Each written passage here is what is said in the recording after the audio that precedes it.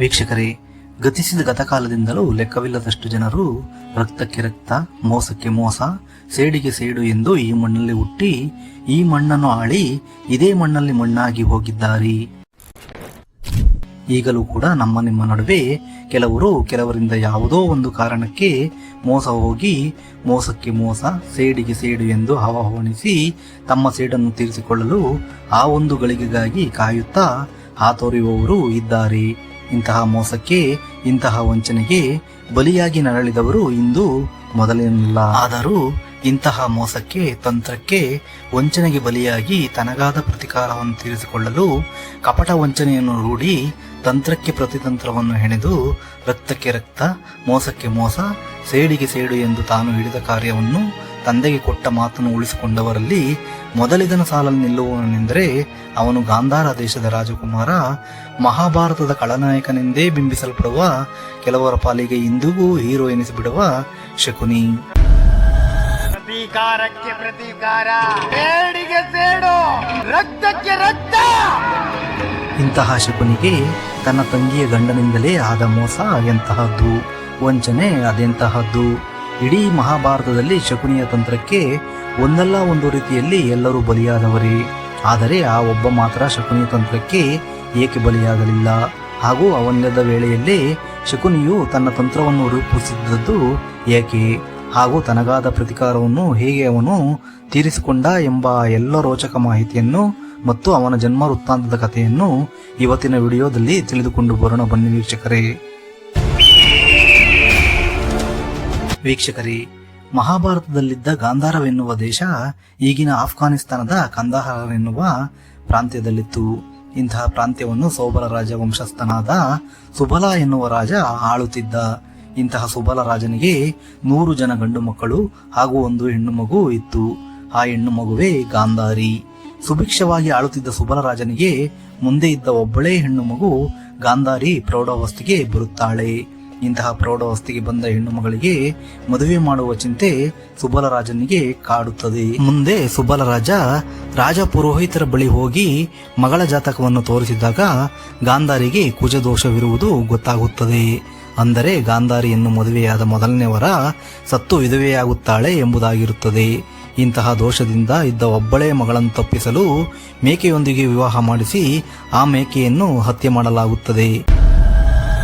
ನಂತರ ಗಾಂಧಾರಿಯ ಸ್ವಯಂವರವನ್ನು ಏರ್ಪಡಿಸಿ ಭರತಖಂಡದ ನಾನಾ ಭಾಗಗಳಿಗೆ ವರನಿಗಾಗಿ ಸಂದೇಶವನ್ನು ಕಳುಹಿಸಿಕೊಡಲಾಗುತ್ತದೆ. ಇಂತಹ ಸುಬಲರಾಜನ ಸಂದೇಶವನ್ನು ನೋಡಿದ ಧೃತರಾಷ್ಟ್ರನ ತಾಯಿ ಅಂಬಿಕಾ ರೂಪವತಿಯೂ ಲಾವಣಿಯುವತಿಯೂ ಆದ ಗಾಂಧಾರಿಯನ್ನು ಧೃತರಾಷ್ಟ್ರನಿಗೆ ವಿವಾಹ ಮಾಡಲು ಇಚ್ಛಯಿಸುತ್ತಾಳೆ. ನಂತರ ಸುಬಲರಾಜನಿಗೆ ಸಂದೇಶವನ್ನು ಕಳಿಸುತ್ತಾಳೆ. ಅಂಬಿಕಾಳ ಸಂದೇಶವನ್ನು ಓದಿದ ಸೌಬಲ ರಾಜ ಒಬ್ಬ ಅಂಧವರನಿಗೆ ತನ್ನ ಮಗಳನ್ನು ಕೊಡಲು ಇಚ್ಛೆ ಪಡುವುದಿಲ್ಲ. ಇದರಿಂದ ಕೋಪಗೊಂಡ ಅಂಬಿಕಾ ಪಿತಾಮಹ ಭೀಷ್ಮರಿಗೆ ಸೌಬಲ ರಾಜಕುಮಾರನ ಮೇಲೆ ಯುದ್ಧ ಮಾಡಿ ಗಾಂಧಾರಿಯನ್ನು ಎಳೆದು ತಂದು ಧೃತರಾಷ್ಟ್ರನಿಗೆ ವಿವಾಹ ಮಾಡಿಸುವಂತೆ ಆಜ್ಞಾಪಿಸುತ್ತಾಳೆ.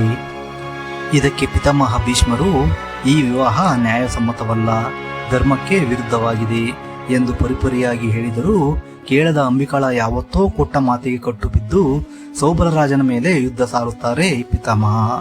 ನಂತರ ಭೀಷ್ಮರ ಮೇಲೆ ಯುದ್ಧ ಮಾಡಿ ನಾನು ಗೆಲ್ಲುವುದು ಅಸಾಧ್ಯವೆಂದು ಪರಿಗಣಿಸಿದ ಸೌಬಲ ರಾಜಿ ಸಂಧಾನಕ್ಕೆ ಮುಂದಾಗಿ ಗಾಂಧಾರಿಯನ್ನು ಒಲ್ಲದ ಮನಸ್ಸಿನಿಂದಲೇ ಧೃತರಾಷ್ಟ್ರನಿಗೆ ಕೊಟ್ಟು ವಿವಾಹ ಮಾಡಿಸುತ್ತಾನೆ. ಹೀಗೆ ವಿವಾಹವಾದ ಕೆಲವು ವರ್ಷಗಳ ತರುವಾಯ ಗಾಂಧಾರಿಗೆ ಮೊದಲೇ ವಿವಾಹವಾಗಿರುವುದು, ಆ ವಿವಾಹವು ಮೇಕೆಯೊಂದಿಗೆ ಆಗಿರುವುದು ಧೃತರಾಷ್ಟ್ರನಿಗೆ ಗೊತ್ತಾಗಿ ಕುಪಿತನಾಗುತ್ತಾನೆ.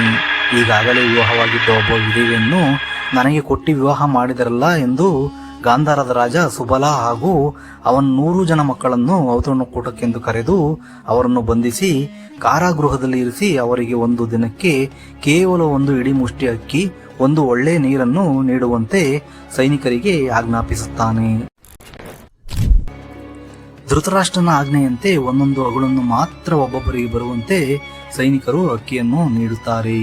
ಇದರಿಂದ ಕೋಪಗೊಂಡು ಅಪಾರ ಚಿತ್ರಹಿಂಸನ್ನು ಸಹಿಸದ ಸೌಬಲ ರಾಜ ಪರಿವಾರವು ಏನಾದರೂ ಮಾಡಿ ಇಡೀ ಕುರುವಂಶದ ಮೇಲೆ ತಮಗಾದ ಪ್ರತಿಕಾರವನ್ನು ತೀರಿಸಿಕೊಳ್ಳಬೇಕೆಂದು ಒಬ್ಬರು 1 ಅನ್ನದ ಅಗುಳನ್ನು ತಿಂದು ಎಲ್ಲರೂ ಬದುಕುವುದು ಅಸಾಧ್ಯವೆಂದು ಅರಿತು ತಮ್ಮವರಲ್ಲಿ ಬುದ್ಧಿವಂತನಾದ ಮತ್ತು ನಮ್ಮೆಲ್ಲರ ಪ್ರತಿಕಾರವನ್ನು ತೀರಿಸಿಕೊಳ್ಳುವ ಒಬ್ಬ ಚಾಣಕ್ಯನನ್ನು ಬದುಕಿಸಿಕೊಳ್ಳಬೇಕೆಂದು ನಿರ್ಧಾರ ಮಾಡುತ್ತಾರೆ. ಸುಬಲ ರಾಜ ತನ್ನ 100 ಜನ ಮಕ್ಕಳಿಗೆ ಒಂದು ಪರೀಕ್ಷೆ ನೀಡುತ್ತಾನೆ. ಆ ಪರೀಕ್ಷೆಯಲ್ಲಿ ಗೆದ್ದವನಿಗೆ ಒಂದು ಇಡೀ ಅನ್ನವನ್ನು ಕೊಟ್ಟು ಅವನನ್ನು ಬದುಕಿಸಿಕೊಂಡು ಕುರುವಂಶದ ನಾಶಕ್ಕೆ ಅವನಿಂದಲೇ ನಾಂದಿ ಹಾಡಿಸಬೇಕೆಂದು ತೀರ್ಮಾನ ಮಾಡಿಕೊಳ್ಳುತ್ತಾನೆ. ಹಾಗಾಗಿ ಸೌಬಲ ರಾಜನು ಸತ್ತಿದ್ದ ಅಸ್ಥಿಪಂಜರದ ಒಂದು ಎಲುಬನ್ನು ತೆಗೆದುಕೊಂಡು ಅದರ ಒಂದು ತುದಿಯಿಂದ ಮತ್ತೊಂದು ತುದಿಗೆ ದಾರವನ್ನು ಪೋಣಿಸುವಂತೆ ತನ್ನ 100 ಜನ ಮಕ್ಕಳಿಗೆ ಆಜ್ಞಾಪಿಸುತ್ತಾನೆ. ಕೆಲವರು ಅದನ್ನು ಮಾಡಲು ವಿಫಲರಾದರೆ ಇನ್ನು ಕೆಲವರು ತಮ್ಮಿಂದಾಗದು ಎಂದು ಪ್ರಯತ್ನ ಪಡಲೇ ಇಲ್ಲ. ಕೊನೆಯಲ್ಲಿ ಎಲ್ಲರಿಗಿಂತ ಕಿರಿಯವನಾದ ಶಕುನಿಯ ಸರದಿ ಬರುತ್ತದೆ. ಆಗ ಬುದ್ಧಿವಂತನು ತಂತ್ರಗಾರನೂ ಆದ ಶಕುನಿಯು ಆ ಎಲುಬನ್ನು ತೆಗೆದುಕೊಂಡು ಒಂದು ತುದಿಗೆ ಅನ್ನದ ಅಗುಳನ್ನು ಇಟ್ಟು ಇನ್ನೊಂದು ತುದಿಯಲ್ಲಿ ಒಂದು ನೊಣಕ್ಕೆ ದಾರವನ್ನು ಕಟ್ಟುತ್ತಾನೆ. ಹಸಿವಿನಲ್ಲಿದ್ದ ಆ ನೊಣವು ಎಲುಬಿನ ಒಳಗೆ ಹಾದು ಹೋಗಿ ಆ ಅನ್ನದ ಅಗುಳನ್ನು ತಿನ್ನುತ್ತದೆ. ಈ ಪರೀಕ್ಷೆಯಲ್ಲಿ ದಾರವನ್ನು ಪೋಣಿಸುವ ಮೂಲಕ ಶಕುನಿಯು ತನ್ನ ತಂದೆಯು ಕೊಟ್ಟಿದ್ದ ಅಗ್ನಿ ಪರೀಕ್ಷೆಯನ್ನು ಪೂರ್ಣಗೊಳಿಸುತ್ತಾನೆ. ಇದರಿಂದ ಬುದ್ಧಿವಂತನಾದ ಶಕುನಿಗೆ ನಮ್ಮೆಲ್ಲರ ಇಡೀ ಮುಷ್ಟಿ ಅನ್ನವನ್ನು ಕೊಟ್ಟು ಶಕುನಿಯನ್ನು ಬದುಕಿಸಿಕೊಂಡು ಇಡೀ ಕುರುವಂಶದ ಮೇಲೆ ತಮಗಾದ ಅನ್ಯಾಯ ಮತ್ತು ಅಧರ್ಮದ ಪ್ರತೀಕಾರವನ್ನು ತೀರಿಸಿಕೊಳ್ಳಬೇಕೆಂದು ಎಲ್ಲರೂ ಒಮ್ಮತದಿಂದ ತೀರ್ಮಾನ ಮಾಡಿಕೊಳ್ಳುತ್ತಾರೆ. ನಂತರ ಒಬ್ಬೊಬ್ಬರಾಗಿ ಹಸುವಿನಿಂದ ಸಾಯುತ್ತಾ ಹೋಗುತ್ತಾರೆ.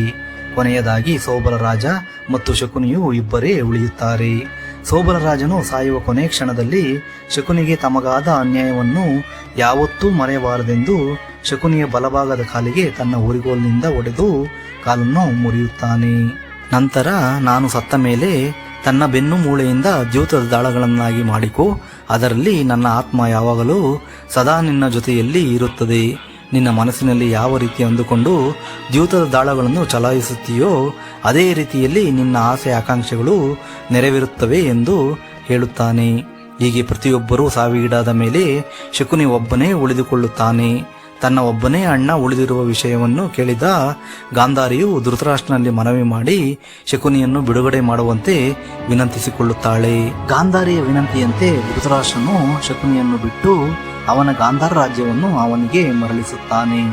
ಆದರೆ ಈಗಾಗಲೇ ಕುರುವಂಶದ ಮೇಲೆ ಸೇಡನ್ನು ಇಟ್ಟುಕೊಂಡು ಕುದಿಯುತ್ತಿದ್ದ ಶಕುನಿಗೆ ಯಾವ ರಾಜ್ಯ ವೈಭವವೂ ಕೂಡ ಬೇಕಿಲ್ಲದೆ ಅವನು ಇನ್ನುಳಿದ ಆಯಸ್ಸಿನಲ್ಲಿ ಹೇಗಾದರೂ ಮಾಡಿ ಇಡೀ ಕುರುವಂಶದ ನಾಶ ಮಾಡಬೇಕೆಂಬ ಉದ್ದೇಶ ಹೊಂದಿದ್ದರಿಂದ ತನಗೆ ರಾಜ್ಯ ಬೇಡ, ನನ್ನ ತಂಗಿಯ 100 ಜನ ಮಕ್ಕಳನ್ನು ನೋಡಿಕೊಂಡು ಇದೇ ಹಸ್ತಿನಾಪುರದಲ್ಲಿ ಇರುತ್ತೇನೆಂದು ಧೃತರಾಷ್ಟ್ರನಲ್ಲಿ ವಿನಂತಿಸಿಕೊಳ್ಳುತ್ತಾನೆ. ಅದಕ್ಕೆ ಧೃತರಾಷ್ಟ್ರನು ಒಪ್ಪಿಕೊಳ್ಳುತ್ತಾನೆ. ಅಲ್ಲಿಂದ ಶುರುವಾಗುತ್ತಾ ಹೋಗುತ್ತದೆ ಶಕುನಿಯ ತಂತ್ರಗಾರಿಕೆ. ಶಕುನಿಯು ಹೇಗಿದ್ದ ಎಂದರೆ ಅವನು ಎದುರಿಗಿದ್ದ ವ್ಯಕ್ತಿಯು ಯಾರೇ ಆಗಿರಲಿ ಅವನ ಬಲವನ್ನು ಅವನ ಬಲಹೀನತೆಯನ್ನು ಅರೆಕ್ಷಣದಲ್ಲಿ ತಿಳಿದುಕೊಳ್ಳುವ ಸಾಮರ್ಥ್ಯವನ್ನು ಹೊಂದಿದ್ದ. ಅವರ ಮೇಲೆ ತನ್ನ ಪ್ರಭಾವವನ್ನು ಬೀರುವ ಅದ್ಭುತ ಶಕ್ತಿ ಹೊಂದಿದ್ದ. ಹೀಗೆ ಅವನಲ್ಲಿದ್ದ ಚಾಣಾಕ್ಷತನದಿಂದ ಧೃತರಾಷ್ಟ್ರನಿಗೆ ಮತ್ತು ಅವನ ಮಗ ದುರ್ಯೋಧನಿಗೆ ಪಾಂಡವರ ಮೇಲೆ ಅಸೂಯೆ ಮತ್ತು ದ್ವೇಷ ಉಂಟಾಗುವಂತೆ ಮಾಡಿ ಅವರ ಮೇಲೆ ಯುದ್ಧ ಮಾಡುವಂತೆ ಪ್ರಚೋದನೆಯನ್ನು ನೀಡುತ್ತಾನೆ. ಪಾಂಡವರ ಮೇಲೆ ಈ ಕೌರವರು ಯುದ್ಧ ಮಾಡಿದರೆ ಇಡೀ ಕುರುವಂಶವೇ ನಾಶವಾಗುತ್ತದೆ ಎಂದು ಶಕುನಿಗೆ ಮೊದಲೇ ಗೊತ್ತಿದ್ದರಿಂದ ಪಾಂಡವರ ಮೇಲೆ ವಿಪರೀತ ಅಸೂಯೆಯನ್ನು ತುಂಬಿಕೊಂಡಿದ್ದ ದುರ್ಯೋಧನಿಗೆ ಪಾಂಡವರ ಮೇಲೆ ವಿಪರೀತ ದ್ವೇಷವನ್ನು ತುಂಬುತ್ತಾನೆ.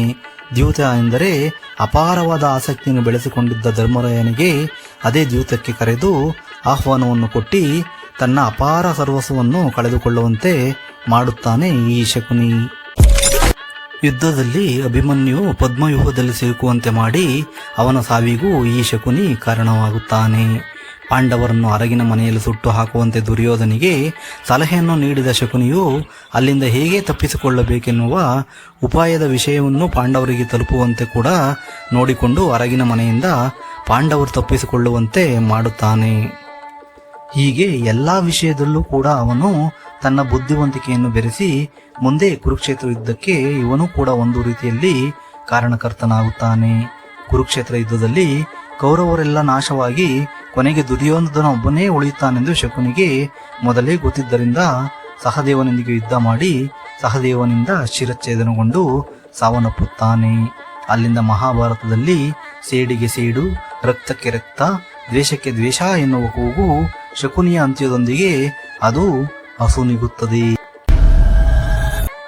ಬರೀ ದ್ವೇಷವನ್ನೇ ತುಂಬಿಕೊಂಡಿದ್ದ ಶಕುನಿಯು ತನ್ನ ಸಾವಿನೊಂದಿಗೆ ತನ್ನ ಪರಿವಾರದವರೆಲ್ಲರ ಸೇಡನ್ನು ತೀರಿಸಿಕೊಂಡ ಖುಷಿಯಲ್ಲಿ ಇಹಲೋಕ ತ್ಯಜಿಸುತ್ತಾನೆ. ಅವನ ಕೊನೆಯ ಶ್ವಾಸ ಇರುವವರೆಗೂ ಕುರುವಂಶದ ನಾಶಕ್ಕಾಗಿ ಪ್ರಯತ್ನಿಸಿದ್ದ ಶಕುನಿ ತಂತ್ರ ಕುತಂತ್ರಕ್ಕೆ, ಅವನ ರಾಜತಾಂತ್ರಿಕ ಪ್ರಜ್ಞೆಗೆ ಮಹಾಭಾರತದಲ್ಲಿ ಪ್ರತಿಯೊಬ್ಬರೂ ಅವನ ಒಂದಲ್ಲ ಒಂದು ತಂತ್ರ ಕುತಂತ್ರಕ್ಕೆ ಬಲಿಯಾದವರೇ. ಆದರೆ ಅವನೊಬ್ಬನನ್ನು ಬಿಟ್ಟು, ಅವನೇ ಶ್ರೀಕೃಷ್ಣನ ರೂಪದಲ್ಲಿದ್ದ ಮಹಾವಿಷ್ಣು. ಈ ಶ್ರೀಕೃಷ್ಣನು ತನಗಿಂತ ಬುದ್ಧಿವಂತ ಎಂದರಿತ ಶಕುನಿಯು ಶ್ರೀಕೃಷ್ಣ ಇಲ್ಲದ ಸಮಯದಲ್ಲಿ ತನ್ನ ತಂತ್ರ ಕುತಂತ್ರಗಳನ್ನು, ರಾಜತಾಂತ್ರಿಕ ನೀತಿಗಳನ್ನು ಕಾರ್ಯರೂಪಕ್ಕೆ ತಂದು ಅವುಗಳನ್ನು ಯಶಸ್ವಿಗೊಳಿಸುವಲ್ಲಿ ಬಹುಮುಖ್ಯ ಪಾತ್ರ ವಹಿಸುತ್ತಿದ್ದ.